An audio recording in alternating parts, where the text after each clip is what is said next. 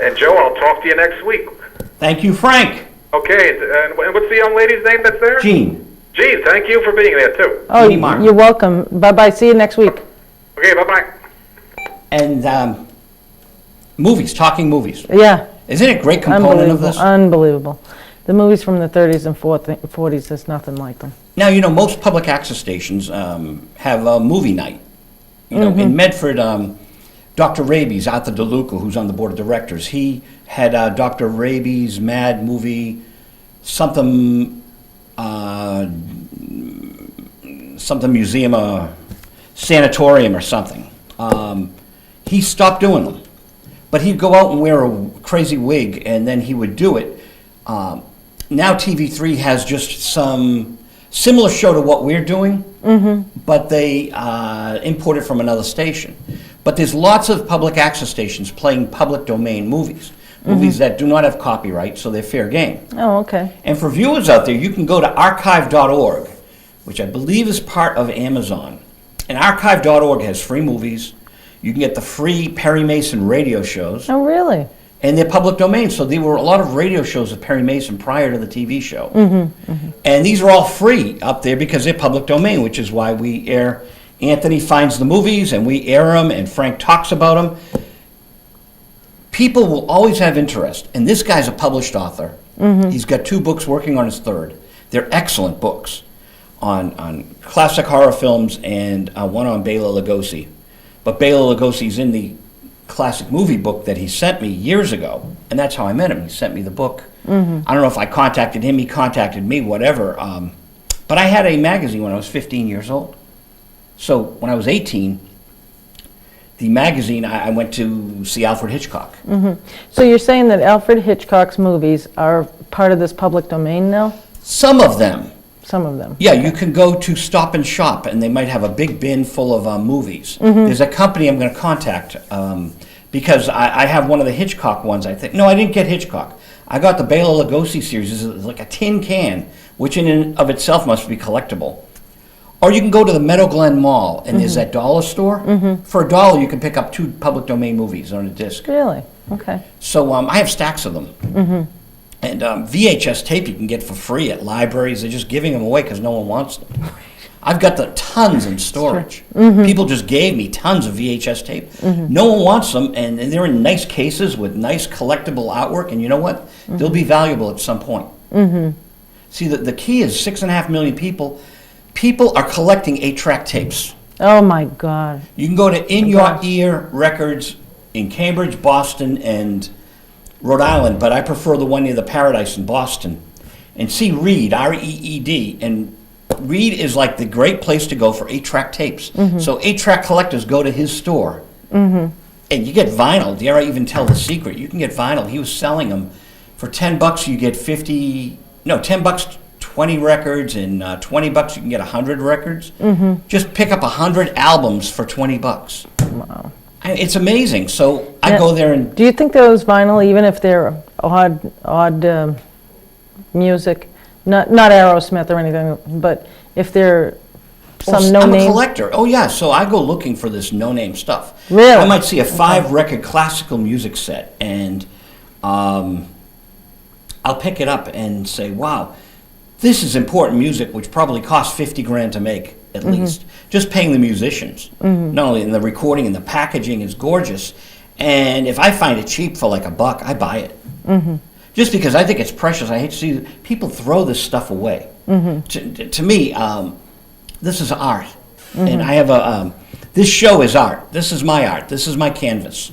I used to make records. I still make records. But I make more TV than I make records.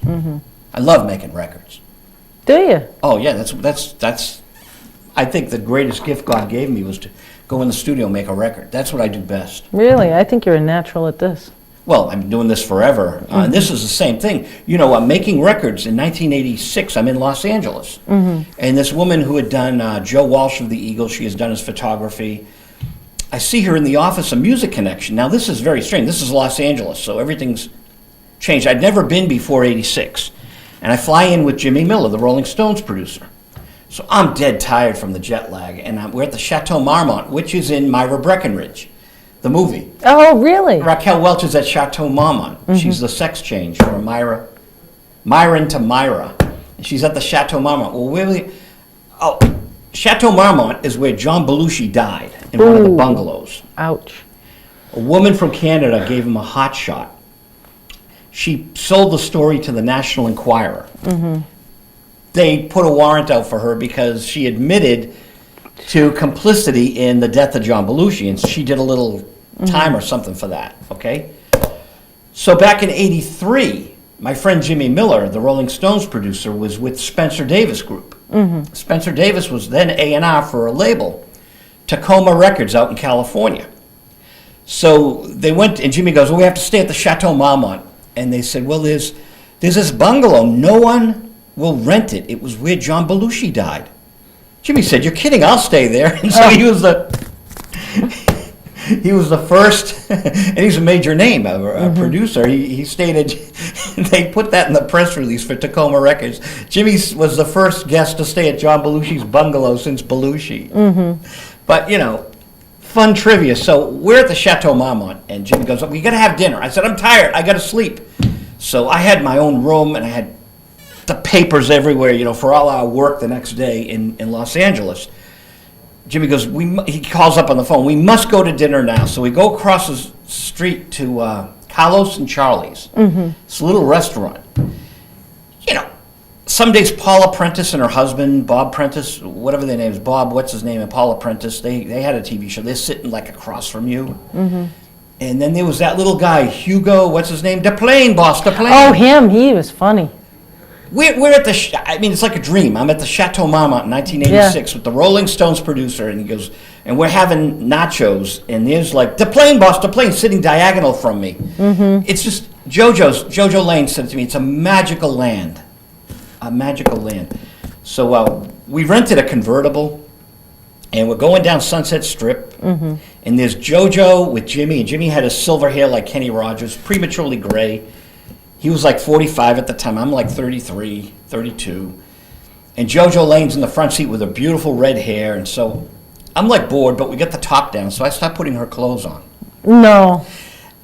And then I start sitting on the back of the convertible wearing Jojo Lane's clothes on Sunset Strip. And they took pictures. We got pictures. Or I got pictures of them.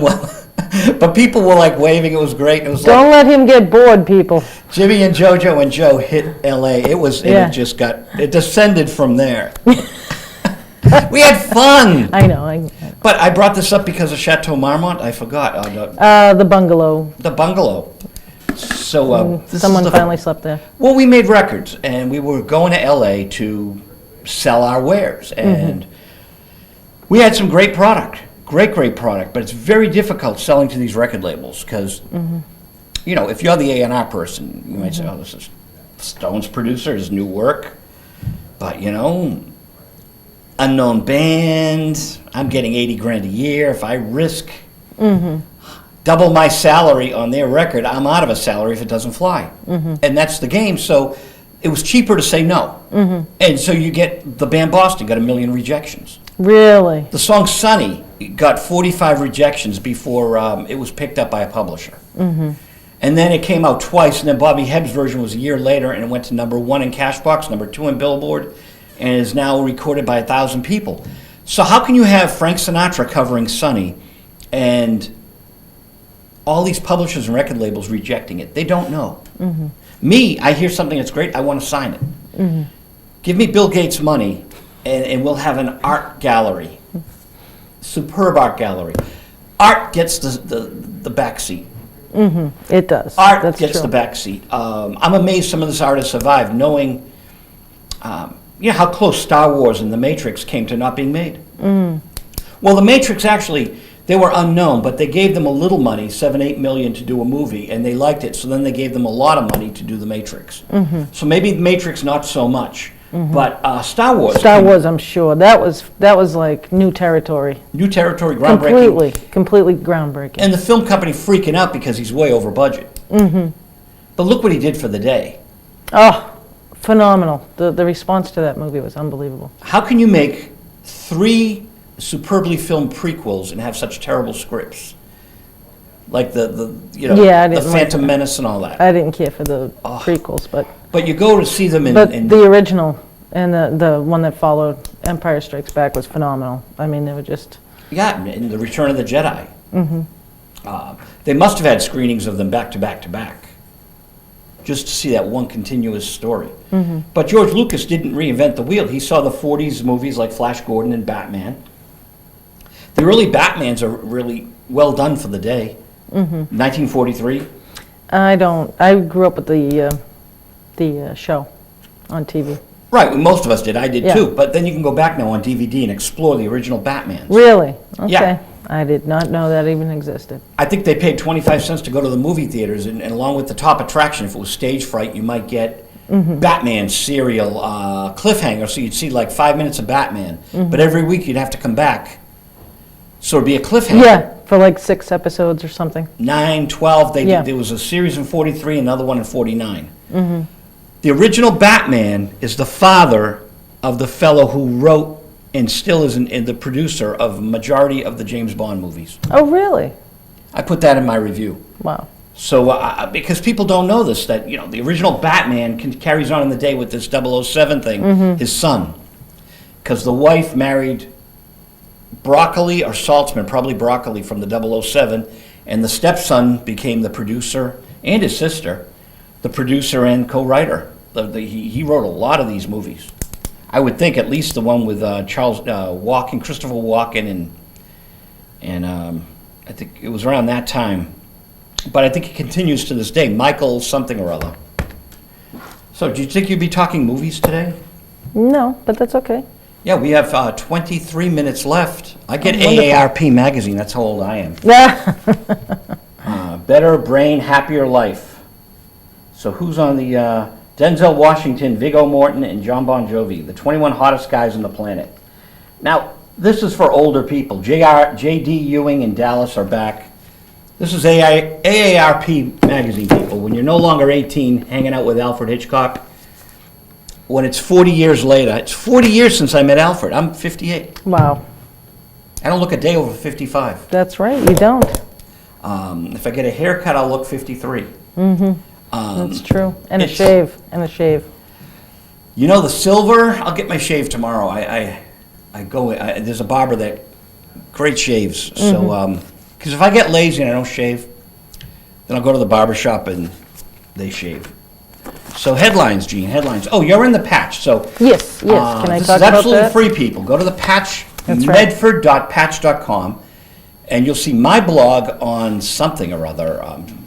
Freedom of Information Act. And Jeanne's new blog today. Yes. Can I talk about that? Yeah. Oh, that's wonderful.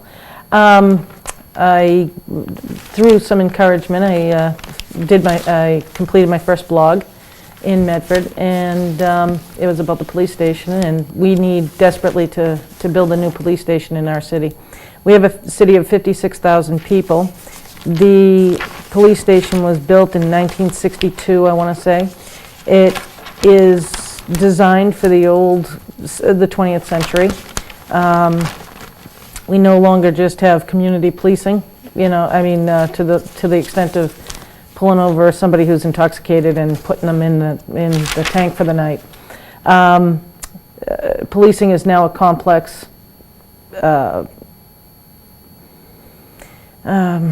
occupation. The prison population is much more complex. The role of the policeman or woman is more complex.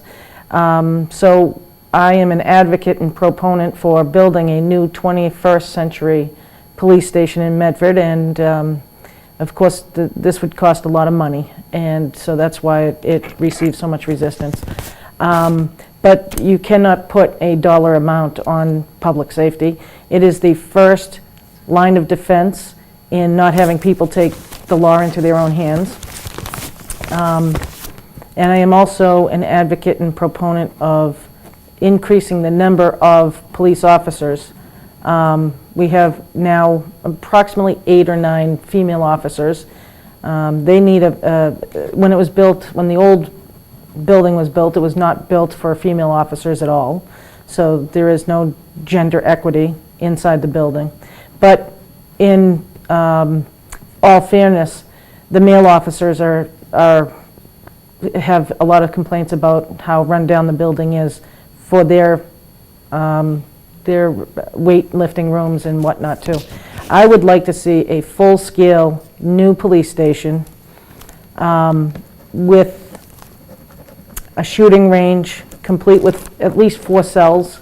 We have 56,000, I know you live in Winchester, and it's probably about 9,000. I'd say 17,000 people, I'm guessing. Yeah, okay, I'm gonna look that 17,000. up. Yeah, look that up. But we have a diverse population. We're about 4 to 7 miles from Boston. We have the orange line comes in.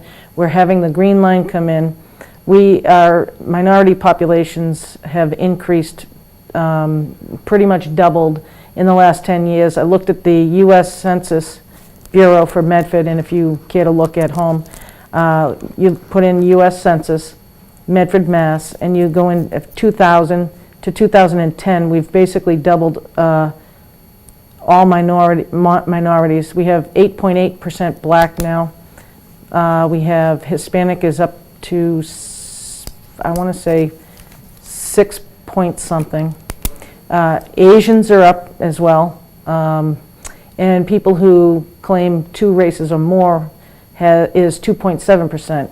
Also, I found out through the census information that only 61% of Medford people own their homes.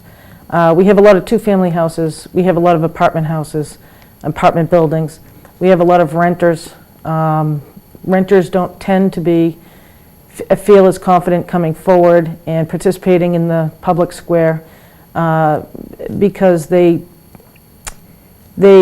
as I've talked to people who do rent, say, we just rent. And they don't know if they get politically active, if that's going to affect their landlord or whatever, and they don't know. I mean, if I had a tenant and my tenant disagreed with me, I have the power to say next year when the lease is up to ask you to leave. I'm not saying it's correct. I'm saying that it could possibly happen.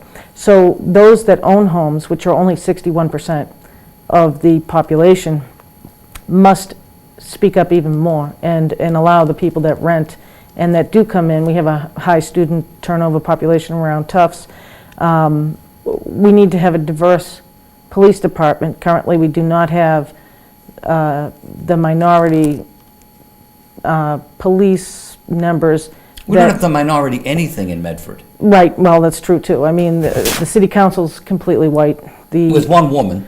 With one woman. The school committees. School committee's all white. With 3 women? 3 women. 3 women. Did Benedetto, Cunyo, yes. and Vanderkloot. Yes. Is there anyone else from there? No, that's it, 3 women. Are there 8, 9 people on it? 7? 7, I believe. The mayor is the chairman. And then there's Roy Belson's always there.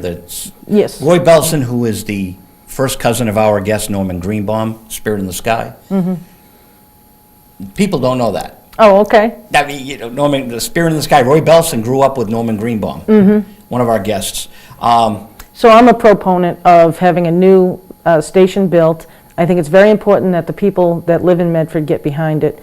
The new station, as well as increasing the police officers by 12. I would like to see veterans, as well as 6 new black officers, 3 Hispanic, preferably one with, we have a large Brazilian population in South Medford, and I would like to see someone that has Portuguese skills and very important to have people multilingual. Just if for no other reason than to be able to speak the language of anyone that you're pulling over. Because that language barrier is Tower of Babel, and you're going to have problems. You've got to have that language understanding. You know, I'm going to start something right here, which I've been planning on the blogs, okay? On my blog today, I have our goal, 150 attendees of the Medford City Council. Wow. A target. Wow. And if we get 25 or 30, I'll be happy. Because right now we have an active group, but, you know, and this is the same for Winchester at the town hall. Public participation is nil there's apathy in our country That's that very only true. the fringe groups, NAACP, gay rights, it's the smaller groups that are bubbling because they're being discriminated against. And then, you know, there's the backlash of, oh, you're not, we love everyone. Well, no, you don't when there's not equality in pay, equality in jobs, and even having people in public service that know different languages. You know, so by our activism, now, we were on one subject, which was cleaning up the public access station in Medford. Now it's gotten to a much bigger thing after the Medford housing. I think the Medford housing brought everything to the front page of the Globe, and people started to realize, whoa, these people weren't crazy. There's stuff that's very not balanced. There needs to be some balance. And, you know, at 5:30 today, these people will be watching this at 8:30 tonight, 8 o'clock tonight, but 5:30 Thank you for today. watching. Yes. Thank you for watching. Yeah, June 7th, Mayor McGlynn is across the street from my house, cutting a ribbon. I will have flyers that say, instead of cutting the ribbon, I would like you to address the Judge Jackson report that cost taxpayers $3,900. I want you to address the audit by Melanson and Heath, which cost taxpayers $10,000. There's $14,000 that you need to address before you cut that ribbon. Because that's real money. That is real What could money. you do with 14 grand today? Oh, my goodness. You know, Yes. buy a camera. They're Yes, worth we about could buy 10 a to 15 camera. grand. Well, that's another whole subject about the TV access and channel 15 and 16 and. Right, the Yeah. whole thing, the We whole, need to use the resources we have, and this is probably true for Winchester as it is for Medford. We need to use the resources we have, and we are, and I say resources as in the human resources, well, I am only one voice in 56,000 people, and there are, in my words, 56,000 resources that And are the nice thing untapped, about- that are untapped in Medford. the nice thing about you and me and other voices, because we have larger voices, we're up there. We're basically saying we only have larger voices because there's not enough of you coming forward. Exactly. I would have a smaller voice if others would come forward. You're in the patch today, you're up at the city council, everyone knows who we are. You walk down the street. That's true. My producer from Haverhill goes, they all know you when you walk in Dunkin'. I said, I know. And I walk into the food court and people pull me aside and start talking about Comcast and Verizon. And people are watching the government channel.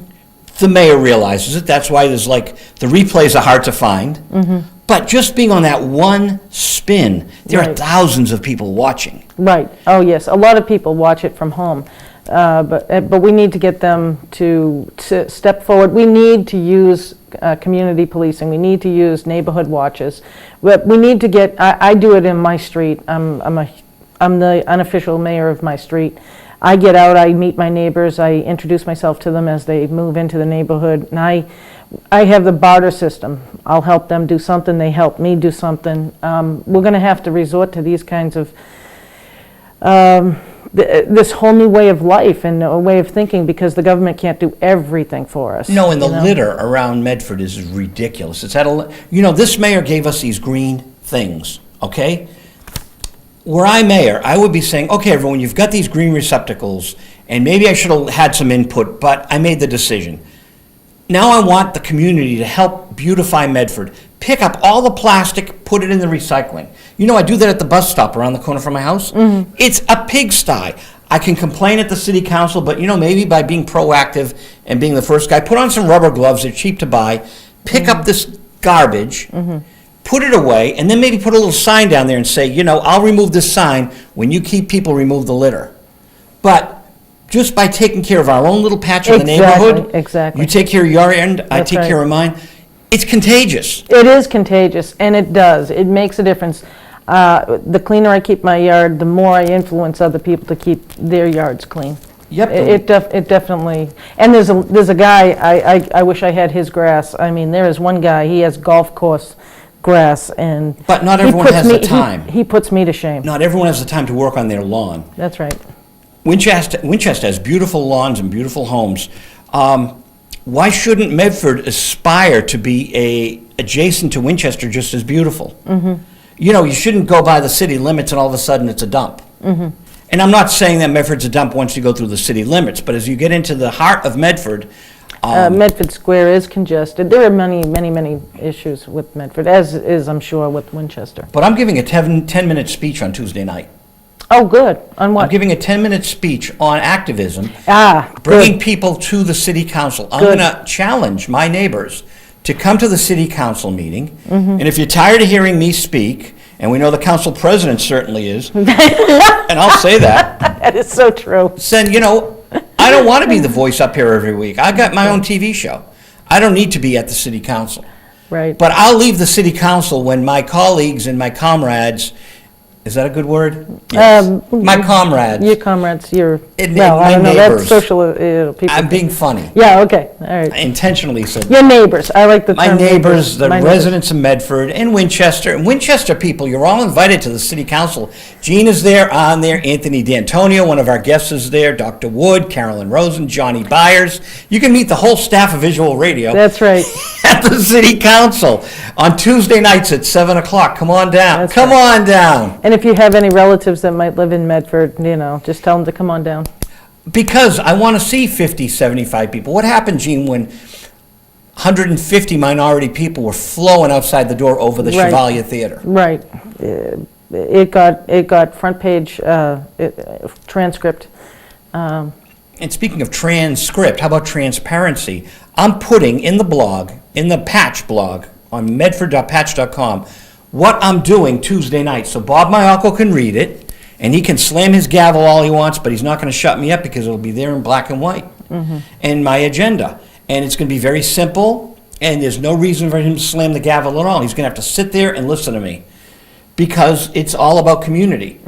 And the last thing that he wants to see is 150 people there every week. And 7-8 hour council meetings. And people complaining about this street and that street. But you know what? It's all right. Right, it's all right. But I would love to promote activism on the part of our neighbors. That's the key. Anything, community watch. There's been break-ins. Community watch. There's been break-ins in Medford. Right. Okay, people got cameras in the windows. There's not going to be any break-ins. And if we start teaching them to put cameras in their windows, there's not going to be any break-ins or people sitting across the street from you casing your house. It's a camera age. These people we're on camera everywhere we go. Yeah, so these people that think they can walk onto my porch and start opening my window, which happened. Oh, really? Oh, yeah, and we heard a noise, and I went out there barefoot, and there were 3 guys, and they were across the street, and they had their hoods up, and I went over, and a police officer the next day said, please don't do that, please call us. I said, I don't want to bother you guys. He goes, something could have happened to you. But I went over and I said, I know your face. They bolted down Almont. They bolted. But I said, I know your face, and you were on my porch. I figure, nip it in the bud. Exactly. Could have been shot on the spot, but That's true. knifed, a bottle over my head. But you know what? Yep, I think I'm showing strength by not being afraid. that's right. And you see what cowards they were? They ran. Could have been just looking around, it was dumb, I'm a little drunk. Come up with an excuse, just be sorry, apologize to me, and never do it again. But no, they ran like cowards. And the next day I told an officer when I saw him at the store where I bought the paper today, and he goes, don't do that, please call Well, us." yeah, actually, yeah, we shouldn't be, it can be, Call the cops and they're going to be gone because even if they're coming down from Salem Street, within 30 seconds those guys are going to fly, But I don't want to bother the police all the time. right. They got other things to do. They got people, I don't know. That was my take on it. Everyone's going to react differently. Exactly. But we don't want people taking the law into their own hands, which is No, another... I'm not going to do No, that. no, not you. If they punched me, But, no, right. then I call the you have- cops. No, but then you have the right to defend yourself. But, didn't think of that. no, you do, absolutely. That's a whole different topic. But, like the parking program, we need to have a separate... thank you for letting me talk about the issues in Medford on your TV show. We don't have any paid parking in Medford and in public squares, or we have permit parking, but no one... I don't mind enforce the it. not paid because in Winchester they have 2 guys that go around ticketing. Right, You get 2 hours. I like not having the quarter in the machine. But if they're there beyond 2 hours, ticket them. Right, exactly. They should have signs up that say 2-hour parking only. If I can- But we need a separate, Yeah, we do. while need I'm a separate. proponent of new officers, I do not want to waste the talent of officers. It's a new world, and it's not just walking around saying, "Hey, Joey, get out of the car and, give me your six-pack." Those days are gone. Police have to be much more aware of all kinds of dynamics, and it's a profession today. It's not as easy as it used to be, and they need to be educated, and they need to be highly trained in how to stop people from escalating and whatnot. So to have them out there filling out tickets is a waste of their time. Absolutely a waste of resources. It is, it's a waste of resources. I believe that we should have a separate, maybe 10-member meter-maid outfit that is separate from the, under the police Yeah, and in authority. Winchester, they have two. There's But two- there's only well, 17,000 or Winchester's so smaller, people here, right. So if we had 10 or 15 or 20 You'd need meter them, maids. wouldn't You would if they were. Say to go- 15, 16. Yeah, 15. At least for all of the square areas, we have the South Medford. Haynes and- We have the Medford Square is a disaster. You can't get through there. People don't go through there. They just don't, because you're going to be parked in, it's where all these different main highways come together. We've got 3 minutes left. Oh, well, thank you very much for listening to me. You know what I want to say? How many generations do you think you, Jeanne Martin, go back? What do you mean, in this How m- country? No. How many generations do you think I go back of, like, I did a little math while we were sitting here, okay? I And go if you back 14. Do you? My people do, 14.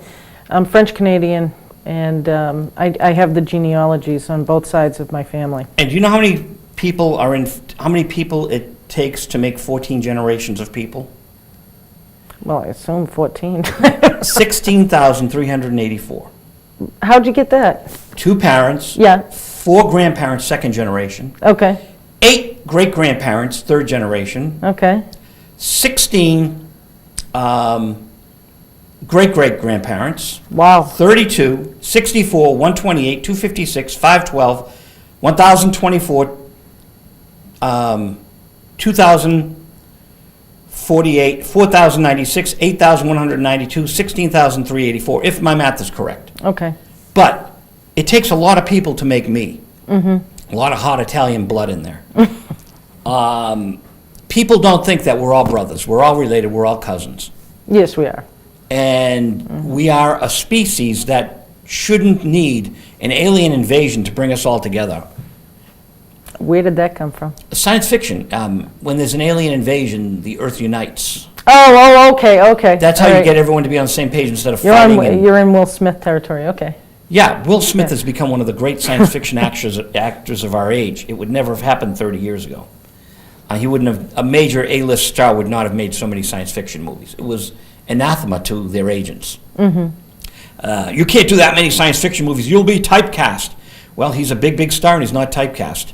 We got 1 minute and 15 seconds left. So there's a lot of people it took to make up me and you. So we have a lot of, we're ambassadors for those 16,384 people who came behind us, good or bad. Their spirits live within us.